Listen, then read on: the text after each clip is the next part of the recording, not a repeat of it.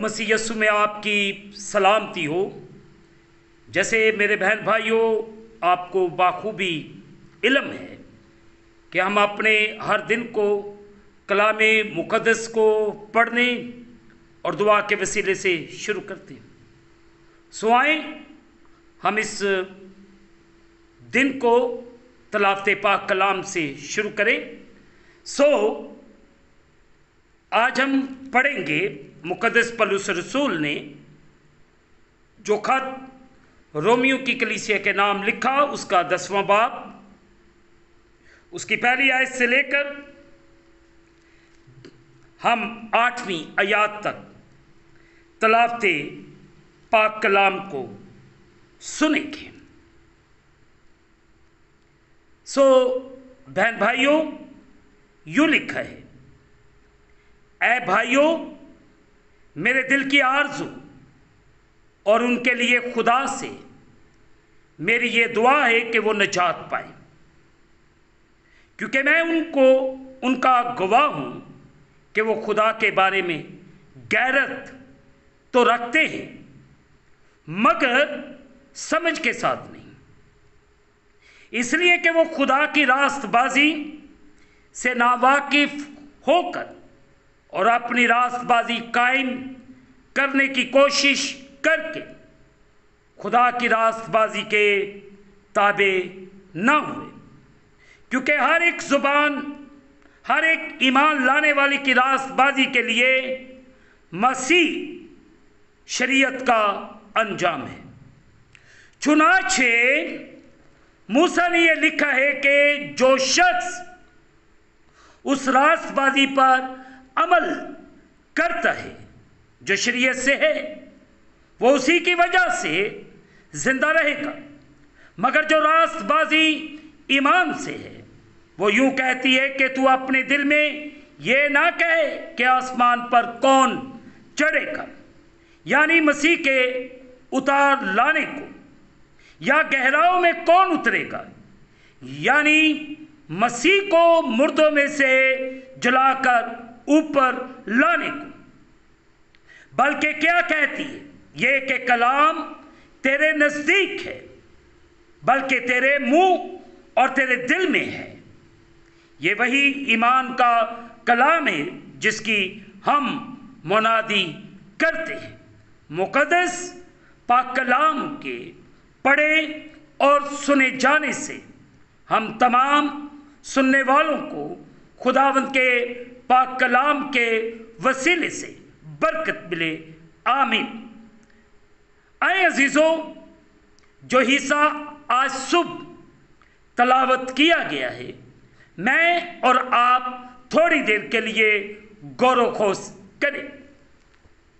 मेरे दिल की आरज़ू और उनके लिए खुदा से मेरी दुआ। अजीजों, मुक़द्दस पौलुस रसूल इस बारे में कितना फिक्रमंद है, इन तासरात को जानने के लिए कि वो इस बात पर यकीन नहीं रखता था कि अफराद जन्नत या दोज़ख में जाने के लिए पहले से मुकर्रर हो चुके हैं। अजीजों, मुक़द्दस पौलुस रसूल फिक्रमंद है कि हम ईमान में मजबूत बने, और उसकी दुआ है कि हम खुदा की ना रास्तबाजी से ना वाकिफ ना रहें, बल्कि हम खुदा के ताबे हों। अजीजों, क्योंकि हर एक ईमान लाने वाले की रास्तबाजी के लिए मसीह शरीयत का अंजाम है। सो अजीजों, वो बड़े वाज़िया तौर पर सबको निजात का पैगाम दे रहे हैं। वो फिक्रमंद है कि हर एक बच जाए। वो इस बात पर यकीन नहीं रखता कि अफराद के लिए, लोगों के लिए जन्नत या दोज़ख पहले से मुकर्रर है। वो इस बात पर ईमान रखता है कि लोग मसीह पर ईमान लाएं और वो निजात पाएं। मसीह के पैरोकार हूँ, क्योंकि मसीह यस्सु के बगैर मेरी और आपकी मखलसी नहीं हो सकती। और आज सुबह मैं और आप इस बात पर यकीन करें कि मुकद्दस पौलुस रसूल कितना फिक्रमंद है मेरे लिए, आपके लिए। और वो तिमोथियस को भी हदायत देता है, फिर रोमन चर्चिस को हदायत देता है। पौलुस रसूल ने जितने खतूत लिखे, हर एक के अंदर उसकी नसीहत की बातें हैं। और आज वो नसीहत न सिर्फ उन कलीसियाओं के लिए, उन मुकद्दसीन के लिए, बल्कि वो नसीहत आज मेरे लिए और आपके लिए भी है कि हम निजात को कभी अपनी ज़िंदगी से अलग ना होने दें, बल्कि पूरे ईमान से कलाम के मुताबिक अपनी ज़िंदगियों को बसर करें, ताकि मेरे और आपके हालात खुदावंद यीशु मसीह के नाम के वसीले से बदलते जाएं। आज गौर करने की ज़रूरत, जैसे कि आपको पता है सानिया जड़ावाला में क्या हालात हुए, ये ईमान के बलबूते पर अज़े-आसानी, मुश्किलात, परेशानियाँ, पर हमने घबराना नहीं, क्योंकि बाइबल मुकद्दस के मुताबिक हमें इबादत खानों से खारिज किया जाएगा, इबादत खानों से हमें निकाल दिया जाएगा। मेरे बहन भाइयों, मैं भी आपके लिए दुआ को, अपने ईमान को कभी कमज़ोर ना होने देना, बल्कि अपने ईमान को हर एक परेशानी के अंदर मजबूत बनाएं। खुदावंद आपको और आपके घरानों को बड़ी बरकत अता फरमाए।